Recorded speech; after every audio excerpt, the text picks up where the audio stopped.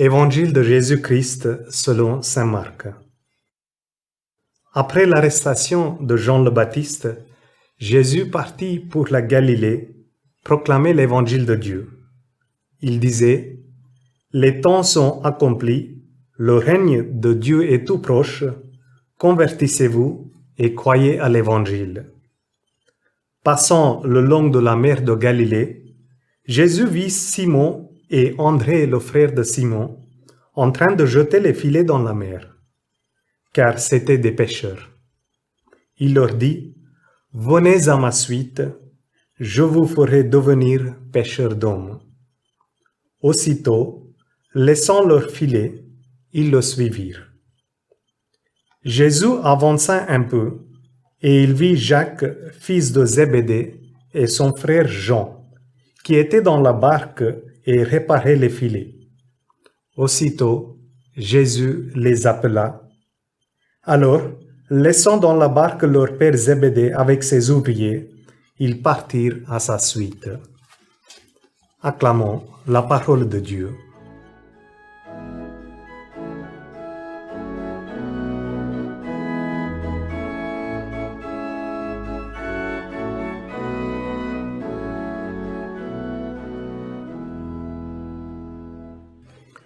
Chers frères et sœurs, permettez-moi de vous raconter une petite histoire qui m'a fort touché et qui rejoint les lectures d'aujourd'hui.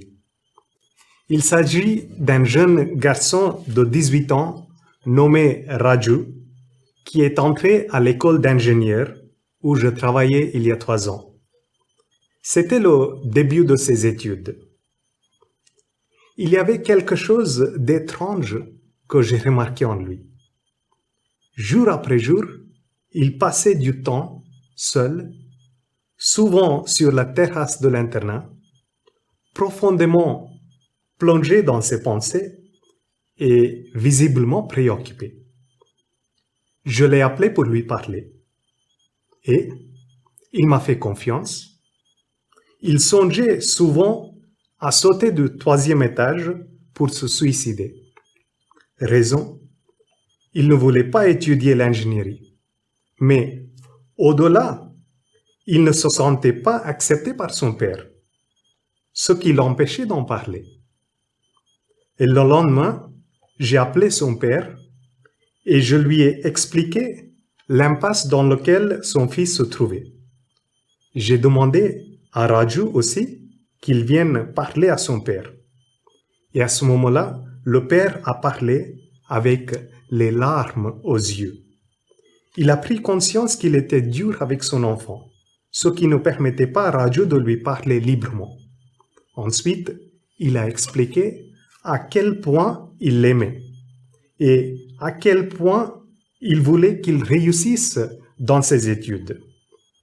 Raju commence à s'étonner, à se réjouir, parce qu'il n'a jamais entendu son père parler ainsi. L'histoire se termine quelques jours plus tard quand il a quitté ses études et rejoint une autre université. Il m'a appelé plus tard pour me remercier, mais aussi pour dire à quel point les paroles de son père ont bouleversé sa vie. Un changement brusque et une transformation joyeuse. Chers frères et sœurs, les lectures d'aujourd'hui me rappellent cette belle histoire et font vibrer mon cœur. Nous venons d'entendre 2 rencontres décisives qui se déroulent. La première entre Jonas et les Ninivites, et la seconde entre Jésus et ses futurs apôtres. Et dans chacune de ces rencontres, on voit combien les paroles lancées ont eu un effet bouleversant sur la vie des destinataires. On voit dans les 2 cas un appel urgent et aussi une réponse spontanée. Nous voyons un changement de chemin, un renoncement à leur passé, mais aussi un retournement vers un avenir prometteur. Encore 40 jours et Ninive sera détruite. Ce sont des paroles du Seigneur qui sortent de la bouche de Jonas sous forme d'un cri d'alarme, un avertissement.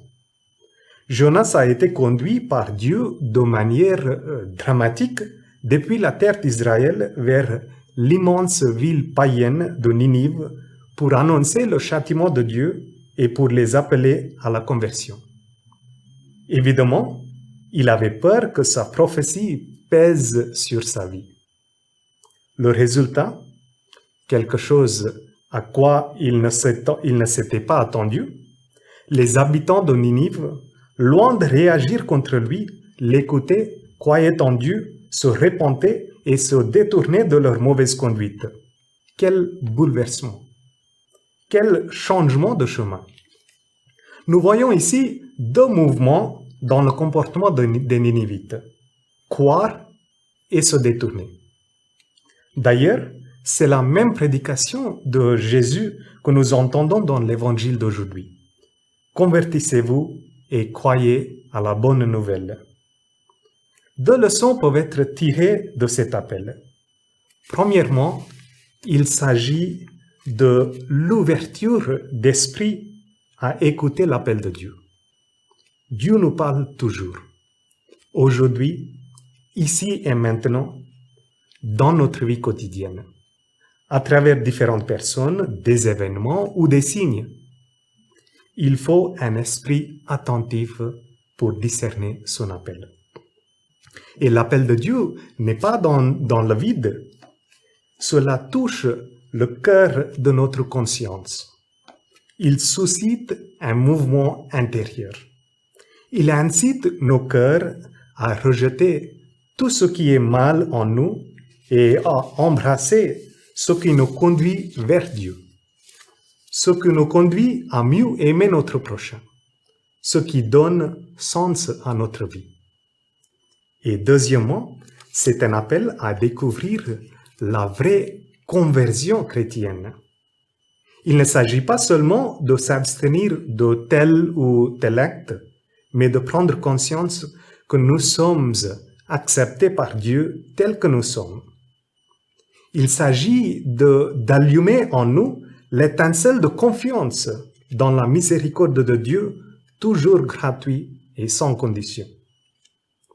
Passons maintenant à la deuxième rencontre entre Jésus et les apôtres. « Venez derrière moi, je ferai de vous des pêcheurs d'hommes. » Ce sont des paroles adressées par Jésus aux pêcheurs Simon, André, Jacques et Jean. Et comme lors de la rencontre précédente entre Jonas et des Ninivites, il y a un appel et une réponse. L'initiative vient toujours de Dieu, mais les critères de son choix restent mystérieux. Cela nous échappe parce que notre logique nous dit de choisir les meilleurs, les plus forts, les plus talentueux. Mais une fois l'appel lancé, Dieu attend une réponse. Les disciples, en entendant l'appel de Jésus, répondent sans hésitation. Aussitôt, laissant leur filet, ils le suivirent. Ici encore, nous voyons un bouleversement dans leur vie, un changement de chemin. Jusqu'à présent, ils se sont concernés sur leur bac, leur filet, leur pêche, leur famille et leurs moyens de subsistance. Mais maintenant, en acceptant de suivre Jésus et de devenir les pêcheurs d'hommes, ils se mettent avec Jésus et à la disposition des autres. Il en va de même pour nous aujourd'hui. Dieu nous rejoint dans notre vie quotidienne, dans nos familles et dans notre travail pour lancer un appel à le suivre, mais aussi un appel à être pêcheur d'hommes. Devenir pêcheur d'hommes pour nous, c'est élargir notre horizon de relation avec les autres. C'est un appel à être moins égocentrique et à oser tisser des liens. C'est être les messagers de la bienveillance et de la miséricorde de Dieu envers les autres. Tout ce dont nous avons besoin, c'est de laisser nos filets pour être mieux disponibles. À nous de réfléchir quel genre de filet nous devrons laisser pour pouvoir créer les liens de bienveillance et d'amour autour de nous. Être disciple exige un changement de chemin. Pour terminer, pensons aux belles paroles de Jean-Paul II adressées aux jeunes lors de la Journée mondiale de la jeunesse 94-95. Chers amis, laissez-vous séduire par le Christ. Accueillez son invitation à le suivre. Allez et annoncez la bonne nouvelle qui rachète. Faites-le avec joie au cœur et devenez des communicateurs d'espérance et de foi. Amen.